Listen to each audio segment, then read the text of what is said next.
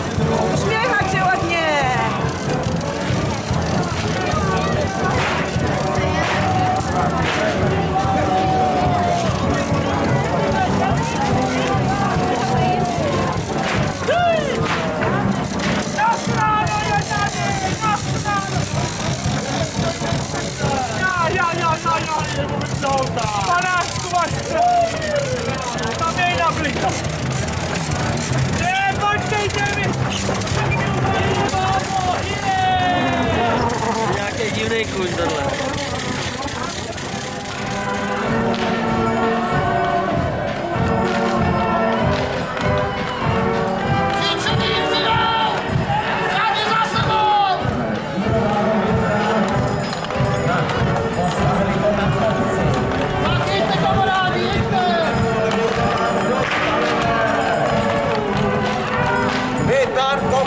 Vyjedeme!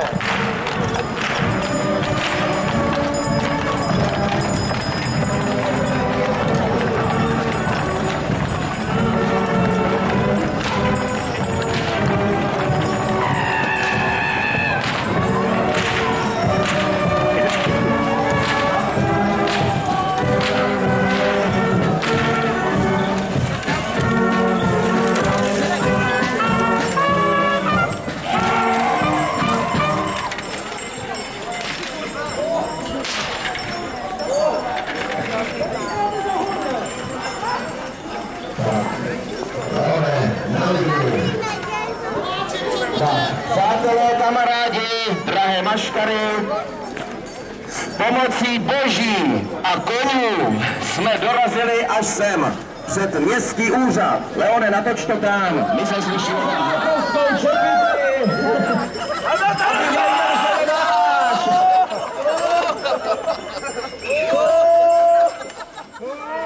Tak a přátelé, kamarádi, dovolte mi, abych v tuto chvíli, kdy letošní průvod maškar v Trutnově dorazil před městský úřad, požádal všechny maškary o strpení, lehký nádech, protože my dokážeme, to můžete mluvit do toho, jako já jsem vám to stlumil, no, Za chvíli vám předám mikrofon, pane starosto, ale my jsme vám připravili písničku, abyste věděli, že masopus a pašíci, čuníci přišli do průvodu. Takže kapelo připraveno. Kdo má kazu, to jsou ty jednorázové saxofony. Připravte, kdo nemá, dělá to. Ano. Dám jenom jednu sloku. Franto, skrať, to je tady zima. Brum, brum, brum, dejte rum. Tak, starosto, poslouchejte dobře. Jak uznáte, že maškary jsou hodny převzít vládu, tak nám, hele, tak nám teď už prostě stejně dáte, je to jasný, jo? No, co, no tak co? Ještě zvejš, chceš to kytařu na tobě. Ty podržím saně, ukáž. Co? Jo, pak už ho uvidíš, obojí. Tak je za sebou, ty čuníci jdou. Čápají si zlaté, cestou jde cestou. Kufry nemají, cestu neznají. Vystřelí se do světa a veselé se zpívají.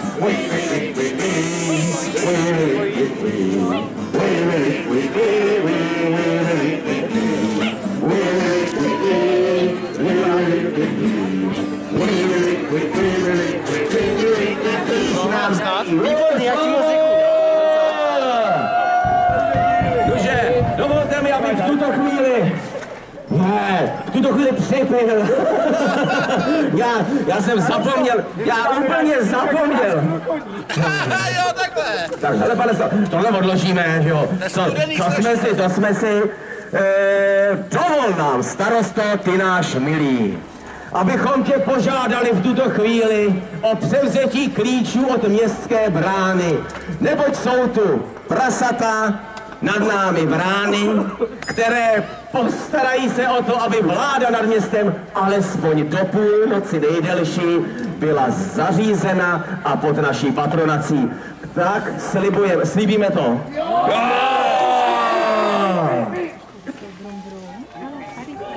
Co to chcete?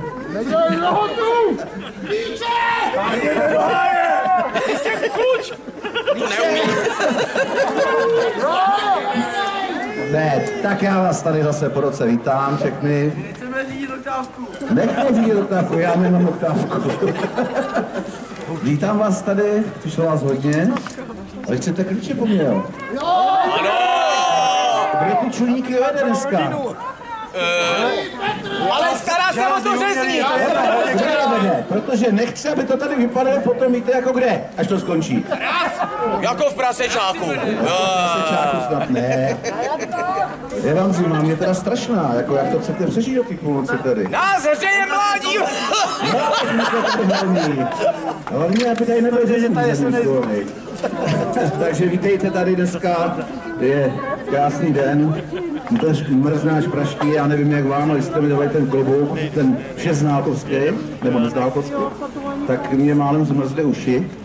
Doufám, že vás to nepotká, no a když vás tak vidím všechny, tak ty klíče od toho města, no já se to ještě musím rozmyslet, protože vy jste toho taky moc Jak rozmyslet? To si směl rozmyslet, starosto, včera! Vy vyrožujete, jo? Ne, To nejsou žádný volby tohle. pro zářátí! A voláme Zemana? No, snad ne dneska. Tak kde vůbec jako je, Hele. no, Starosta na hrad! Co? někoho nechci. Já to vemu. Tak dobře. Když mi slíbíte, že se pobavíte, že za rok se zase vrátíte a že se vrátíte dneska domů v pořádku, nikdo si neveme žádnou značku a podobné věci. Ne. Kam ředitel?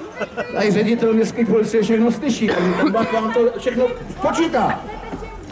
Tak a já vám to vládnu tím městem teda na ten den půjčím a půjdu si odpočinout. A kde máme ten obrovský klíč? Už je neukradné, je tady, je to dobrý. My už jsme si ho vzali předem. Dobře, tak ten klíč od té pomyslné městské brány já vám teda svěřím, ale vrátit. Tak.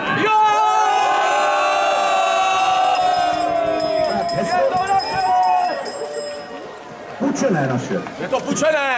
Tak. Tady naše! Jo. A na to se napijeme teda, no. Dobře. Tak, hezký masopust, ať si to tady užijete. Nemusím. Tak. Tak, chtěli jsme podepsat smlouvu, ale někdo by ukradl péro, tak to radši jenom zapijeme, co?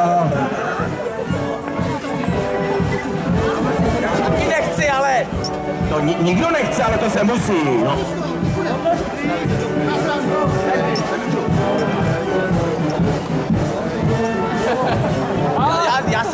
Já teda chci, nakonec jsem si to rozmyslel, odvolávám, co jsem odvolal a slibuji, co nezdím. Ale starosto, to je symbolický převzetí vlády na město.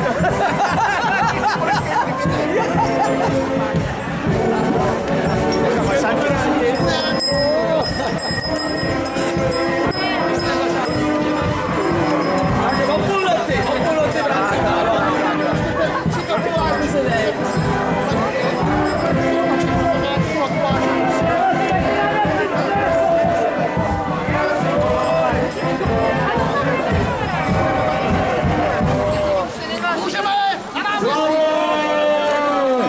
Máme klíče, napojte na krmte starostu. Už jedu! Druhot se dává!